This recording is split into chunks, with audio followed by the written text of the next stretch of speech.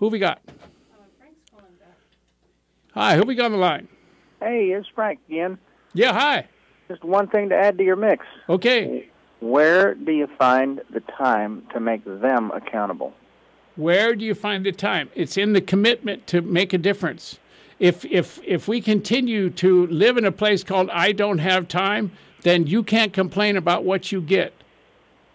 Can you hear that? I can hear that. You yeah. sure? Absolutely. See, if you don't like where we're at, you better find the time. And how long does it take to send an email? How long does it take to dial a phone number and say, hey, my name is, what's your name, sir? Frank. Frank. My name is Frank. And by the way, I don't like what's going on here, and I'd like to know your opinion of what we're going to do about it. I want my representatives to know that I'm watching. Can you hear that? Now, how long does that take? 45 seconds? Yeah, 30 seconds.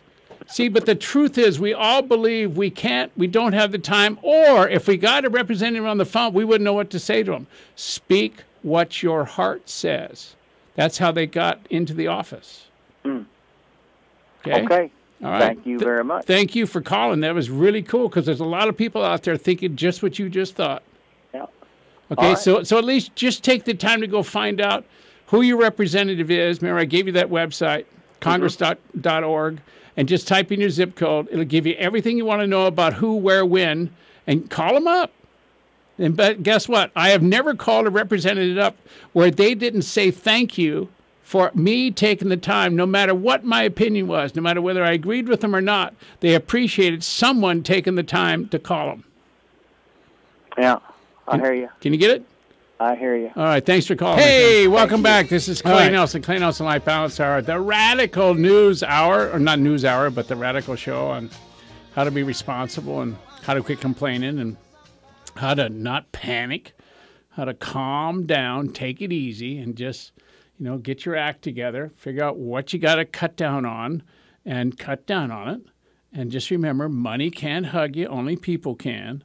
And it's all about holding your representatives accountable. It's all about knowing what you believe. It's all about taking action on what you believe. And, we have a caller. Yes. Hello. Hit the button, yeah. Hi, this is Clay. What can I do for you? Hey, Clay.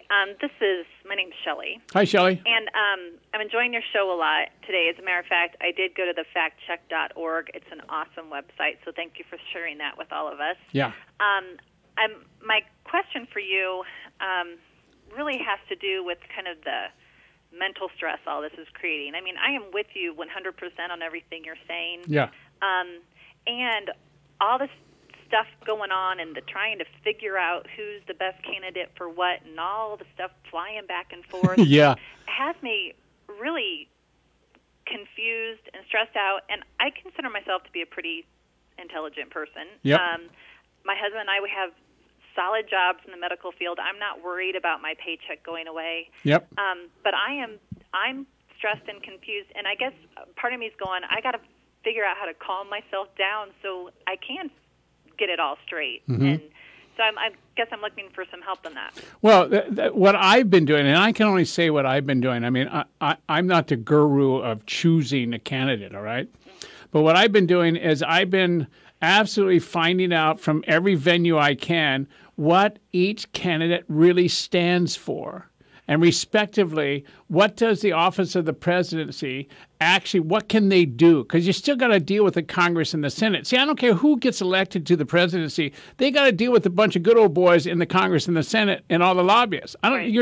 There's no president that is powerful enough to shut that piece of machinery down. Mm-hmm. It's going to take us, the citizenry, to shut that machinery down. So how do we vote? We got to vote with the people, vote for the person that we believe has a level of commitment and the power and the connections to get things done in a reasonable amount of time. Now, you have to know what you believe in. So what I've done is I've sat down and I've made a list of things that I really want to see happen in America. I really want to see what's going to go on with energy, really what's going on with oil, what's really going on with the appointments, what's really going on with finance. And in the state of California, what's going on with the budget.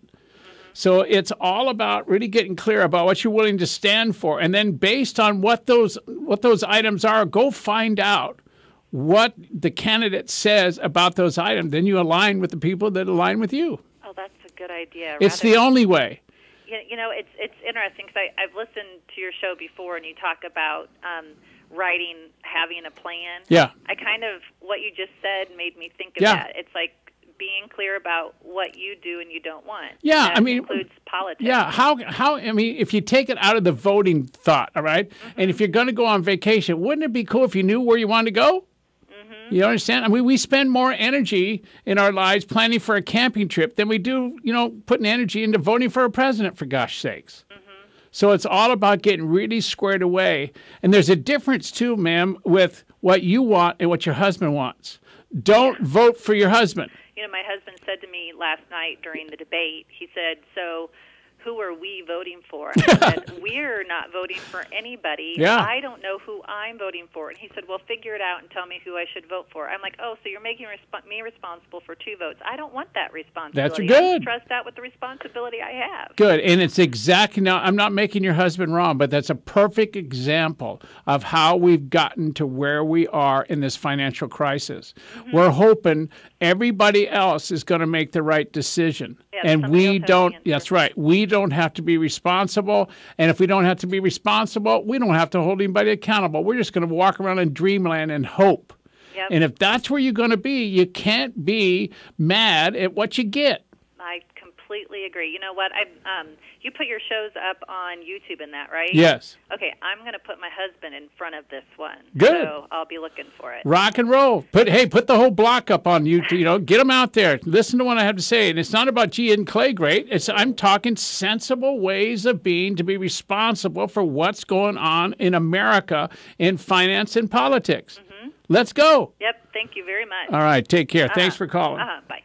Okay, now think about this. What if every single one of us really took on accountability in our own lives? Think about that, all right? What would happen?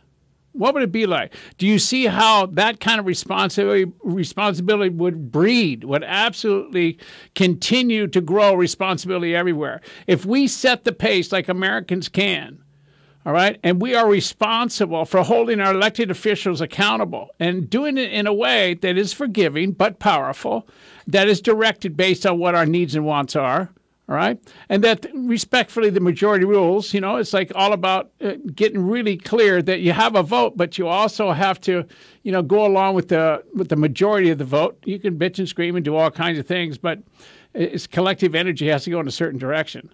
So how might the current economic problems be different if we as homeowners and borrowers of credit were more accountable for the actions we've taken over the last several years? Instead of going, oh, the system did it to me.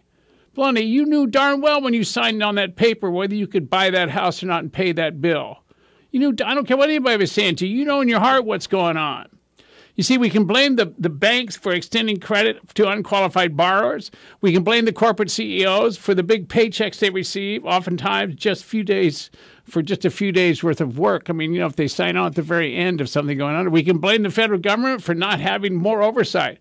But what about our accountability for this situation? Aren't we really responsible for borrowing more than we should have? Shouldn't we be responsible for not paying debt when we said we would pay?